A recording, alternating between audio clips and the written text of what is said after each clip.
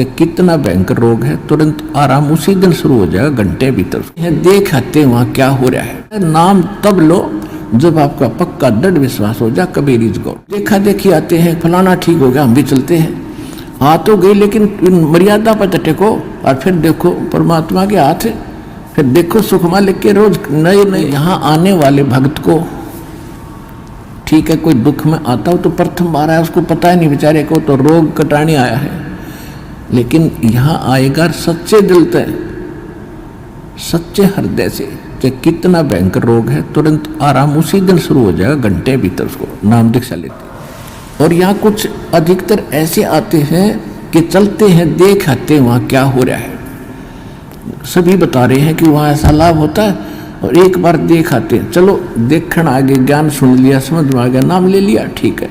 और वहाँ जाकर फिर कोई काल का दूत आवेगा कि इसका झाड़ा लगवा दो, वहाँ फलाने चल उसके पास ले चलो, झाड़ा लगा दो।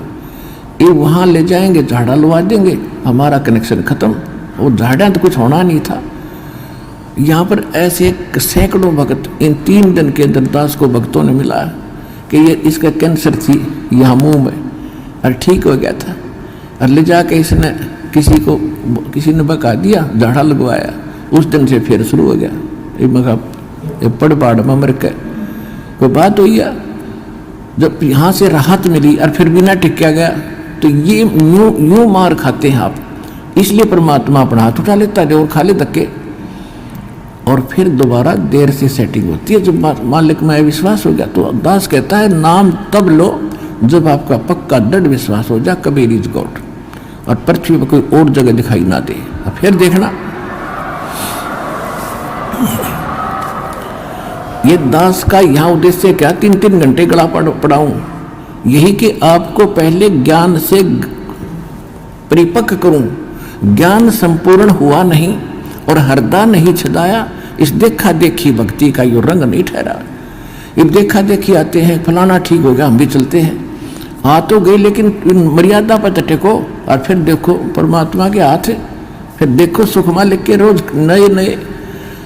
तो इसलिए दास आपको पहले मर्यादा बताता है, और मर्यादा के बाद आपको दीक्षा दी जाती है। स्वीकार्य है तो लो, ना और दृढ़ता से ज्ञान सुनो, फिर पक्के हो जाओ। जब लो आप ले लेते हो, ऐसे देखेंगे तो भगवान भी देखेगा फिर। ये तो बराबर की बात से अंडरस्टूड है।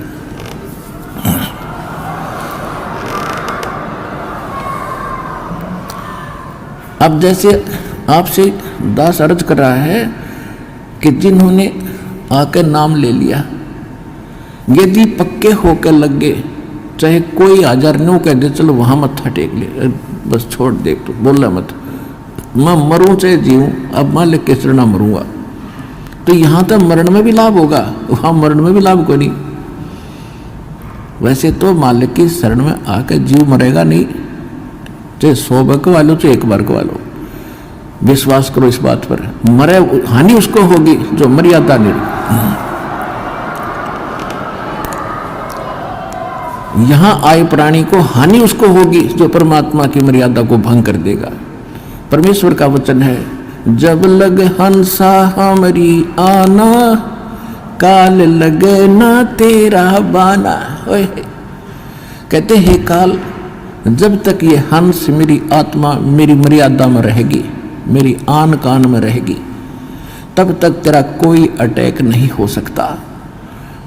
और जब हम मर्यादा ही को छोड़कर बाहर चले जाएंगे, तो फिर भाई काल है सारा। जैसे वर्षा हो रही है, बाहर ओले गिर रहे हैं, और आप यहाँ शेड में बैठे हो, कोई नो प्रॉब्लम।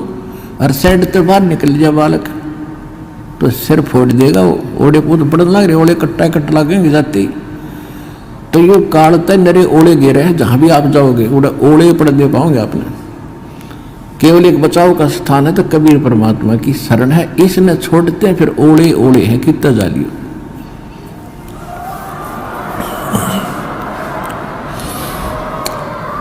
तो दास आज आपको जो अधिकतर रोगी आते हैं, आत्मा दास की रोती है।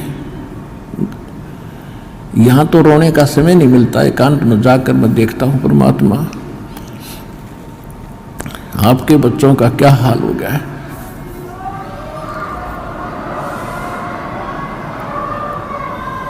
एक एक टूक को तरस रहे हैं, एक एक रोटी के लिए सारा दिन भटकते फिरते, और ऊपर से एक कहर अलग से टूटे हैं इनके ऊपर। किसी को संतान नहीं, वो उसी दुख में सड़ रहा है, जल रहा है। किसी का कैंसर है, किसी को और दोष है, और एक पल का इनको पता नहीं कब क्या हो जाएगा।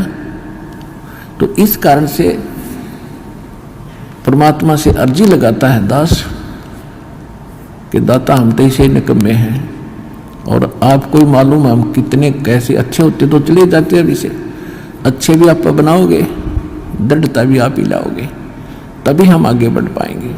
फिर भी इतनी, उसके बाद भी कोई मर्यादा ठीक नहीं रखता है और अपनी मनमानी करता है, फिर हमारी अर्ज भी फेल और भगवान भी मदद आपकी नहीं करेगा।